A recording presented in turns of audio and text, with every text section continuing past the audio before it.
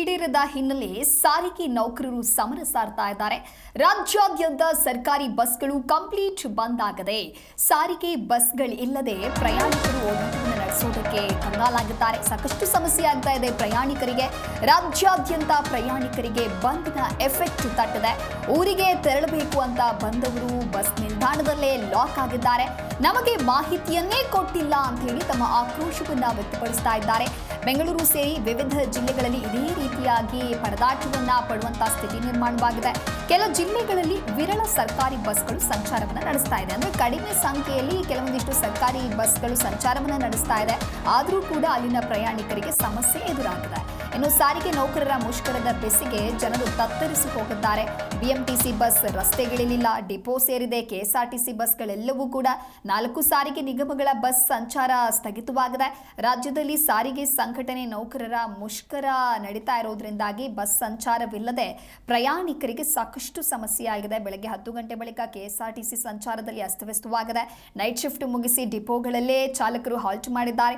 ಬಳಿಕ ಮುಷ್ಕರದಲ್ಲಿ ಕೆಎಸ್ಆರ್ಟಿಸಿ ಸಿಬ್ಬಂದಿಗಳು ಭಾಗಿಯಾಗಿದ್ದಾರೆ. ಕೆಎಸ್ಆರ್ಟಿಸಿಯಲ್ಲಿ 36.5% ಮಾತ್ರ ಬಸ್ ಸಂಚಾರವನ್ನ ನಡೆಸಿದೆ ಅನ್ನೋದಾಗಿಯೂ ಕೂಡ ಸದ್ಯಕ್ಕೆ ಮಾಹಿತಿ ಲಭ್ಯವಾಗ್ತಾ ಇದೆ. ಒಟ್ಟಾರೆಯಾಗಿ ಬಸ್ ಇಲ್ಲದೆ ಇರೋದ್ರಿಂದಾಗಿ ಮುಷ್ಕರ ನೀಡಿರುವಂತಹ ಹಿನ್ನೆಲೆಯಲ್ಲಿ ಪ್ರಯಾಣಿಕರಿಗೆ ಸಾಕಷ್ಟು ತೊಂದರೆಯಾಗ್ತಾ ಇದೆ.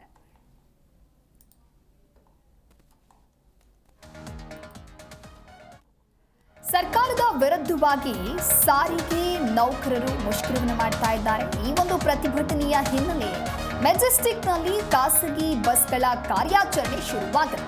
ಬೆಳಗ್ಗೆಯಿಂದ ಇಲ್ಲಿಯವರೆಗೆ 11 ಖಾಸಗಿ ಬಸ್ಗಳು ಸಂಚಾರ ನಡೆಸಿವೆ. ಹಾಸನ, ಮಂಗಳೂರು, ಚಿಕ್ಕಬಳ್ಳಾಪುರ ಮಾರ್ಗವಾಗಿ ಸಂಚಾರವನ್ನು ನಡೆಸ್ತಾ ಇರುವಂಥದ್ದು. ಕೆಎಸ್ಆರ್ಟಿಸಿ ಬಸ್ಗಳು ಇಲ್ಲದ ಕಾರಣ ಖಾಸಗಿ ಬಸ್ಗಳ ಮೊರೆ ಹೋಗುವಂತ ಅನಿವಾರ್ಯತೆ ಸದ್ಯ ಜನರಿಗಿದೆ. ರಾಜ್ಯ ಸರ್ಕಾರದಿಂದ ಖಾಸಗಿ ಬಸ್ಗಳ ಮಾಲೀಕರಿಗೆ ಕರೆ ಮಾಡಲಾಗ್ತಾ ಇದೆ.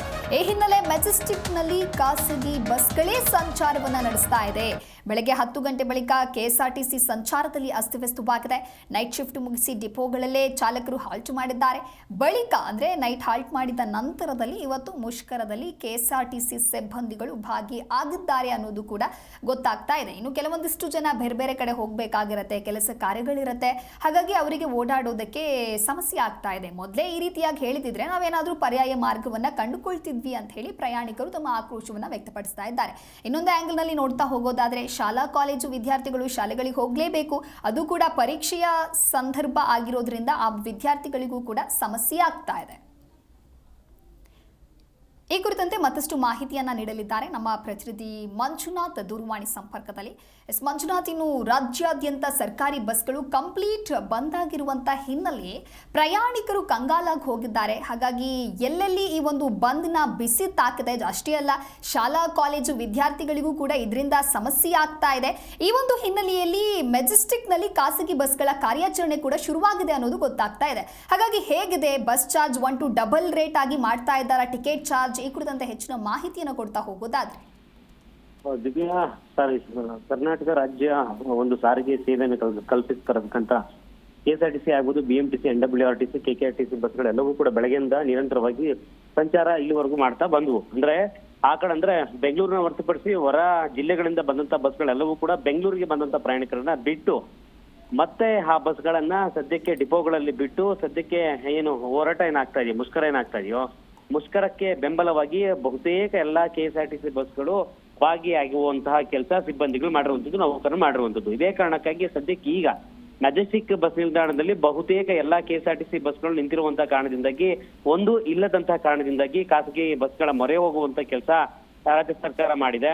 ಸದ್ಯಕ್ಕೆ ಈಗ ಬಹುತೇಕ ಎಲ್ಲಾ ಬಸ್ ನಿಲ್ದಾಣಗಳಲ್ಲೂ ಕೂಡ ಅಂದ್ರೆ ಮೆಜೆಸ್ಟಿಕ್ ಟರ್ಮಿನಲ್ 2 ಆಗ್ಬೋದು, 3 ಆಗ್ಬೋದು, ಟರ್ಮಿನಲ್ 1 ಆಗ್ಬೋದು, ಎಲ್ಲಾ ಭಾಗದಲ್ಲಿ ಇರತಕ್ಕಂತ ರಾಜ್ಯದ ವಿವಿಧ ಭಾಗಗಳಿಗೆ ತೆರಳಬೇಕಾದಂತಹ ಬಸ್ ನಿಲ್ದಾಣಗಳೇನಿದೆವೋ ಅಲ್ಲಿ ಪ್ರತಿಯೊಂದು ಭಾಗದಲ್ಲೂ ಕೂಡ ಖಾಸಗಿ ಬಸ್ಗಳನ್ನ ತಂದು ನಿಲ್ಲಿಸಿ ಬಂದು ಹೋಗುವಂತ ಪ್ರಯಾಣಿಕರನ್ನ ಸಾಗಾಟ ಮಾಡುವಂತ ಕೆಲಸ ಮಾಡಲಾಗ್ತಾ ಇದೆ. ಸದ್ಯಕ್ಕೆ ಈಗ ಬರ್ತಿರುವಂತ ಅಪ್ಡೇಟ್ ಪ್ರಕಾರವಾಗಿ ನೋಡೋದಾದ್ರೆ, ಫಾರ್ ಎಕ್ಸಾಂಪಲ್ ಧರ್ಮಸ್ಥಳಕ್ಕೆ 300-400 ರೂಪಾಯಿ ಟಿಕೆಟ್ ಇದ್ರೆ 400ರಿಂದ 500, 550, 600 ರೂಪಾಯಿವರೆಗೂ ಕೂಡ ವಸೂಲಿ ಮಾಡ್ತಿದ್ದಾರೆ ಎನ್ನುವಂತ ಆರೋಪ ಕೂಡ ಖಾಸಗಿ ಬಸ್ಗಳ ಒಂದು ಕಂಡಕ್ಟರ್ಗಳ ಮೇಲೆ ಕೇಳಿ ಬರ್ತಾ ಇರುವಂತದ್ದು, ಖಾಸಗಿ ಬಸ್ಗಳ ಮಾಲೀಕರು ಕೂಡ ಕೇಳಿ ಬರ್ತಾ ಇರುವಂತದ್ದು. ಅಂದ್ರೆ ಅಷ್ಟರ ಪ್ರಮಾಣದಲ್ಲಿ ಪ್ರಯಾಣಿಕರ ಬಳಿ ಅಮೌಂಟ್ ಅನ್ನ ವಸೂಲಿ ಮಾಡ್ತಾ ಇದ್ದಾರೆ ಎನ್ನುವಂತ ಮಾಹಿತಿಯನ್ನು ಕೂಡ ಪ್ರಯಾಣಿಕರು ಹೇಳ್ತಾ ಇದ್ದಾರೆ. ಅಂದ್ರೆ ಅವರಿಗೆ ಇದೊಂದು ಸದಾವಕಾಶ ಅಂದ್ರೆ ತಪ್ಪಾಗಲ್ಲ. ಸದ್ಯಕ್ಕೆ ಈಗ KSRTC ಬಸ್ಗಳು ಇಲ್ಲದೆ ಇರುವಂತ ಕಾರಣದಿಂದಾಗಿ ಅನಿವಾರ್ಯವಾಗಿ ಖಾಸಗಿ ಬಸ್ಗಳೇ ಅಷ್ಟೇ ಇರುವಂತ ಕಾರಣದಿಂದಾಗಿ ಟಿಕೆಟ್ ದುಪ್ಪಟ್ಟು ವಸೂಲಿ ಮಾಡ್ತಿದ್ದಾರೆ ಎನ್ನುವಂತ ಆರೋಪ ಕೂಡ ಕೇಳಿ ಬರ್ತಾ ಇದೆ. ಸದ್ಯಕ್ಕೆ ಈಗ 9 ಗಂಟೆಯಿಂದ ಇಲ್ಲಿವರೆಗೂ ಮೆಜೆಸ್ಟಿಕ್ ಟರ್ಮಿನಲ್ 3 ಇಂದ 9 ರಿಂದ 11 ಬಸ್ಗಳು ಖಾಸಗಿ ಬಸ್ಗಳು ಇಲ್ಲಿಂದ ಸಂಚಾರ ಆಗಿದ್ದಾವೆ ಅನ್ನುವಂತ ಮಾಹಿತಿಯನ್ನ ಕೊಡ್ತಾ ಇದ್ದಾರೆ. ತುಮಕೂರು ಮಾರ್ಗವಾಗಿ, ಚಿಕ್ಕಬಳ್ಳಾಪುರ ಮಾರ್ಗವಾಗಿ, ಹಾಸನ, ಮಂಗಳೂರು ಮಾರ್ಗವಾಗಿ ಇಷ್ಟು 9 ಬಸ್ಗಳಿಂದ 11 ಬಸ್ಗಳು ಕಾರ್ಯಾಚರಣೆ ಮಾಡಿವೆ ಇಲ್ಲಿವರೆಗೂ ಎನ್ನುವಂತ ಮಾಹಿತಿಯನ್ನ ಕೊಟ್ಟಿರುವಂತದ್ದು.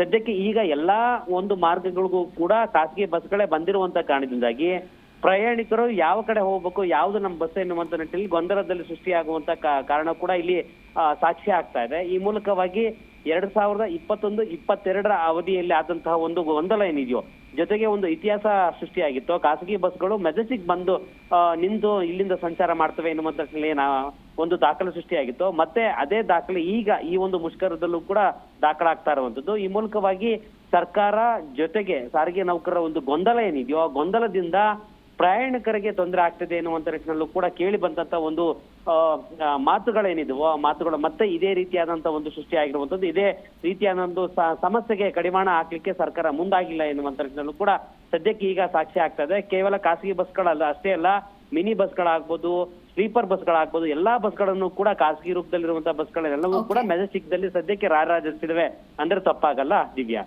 ಓಕೆ, ಥ್ಯಾಂಕ್ ಯು ಮಂಜುನಾಥ್ ನಿಮ್ಮೆಲ್ಲ ಮಾಹಿತಿಗಾಗಿ.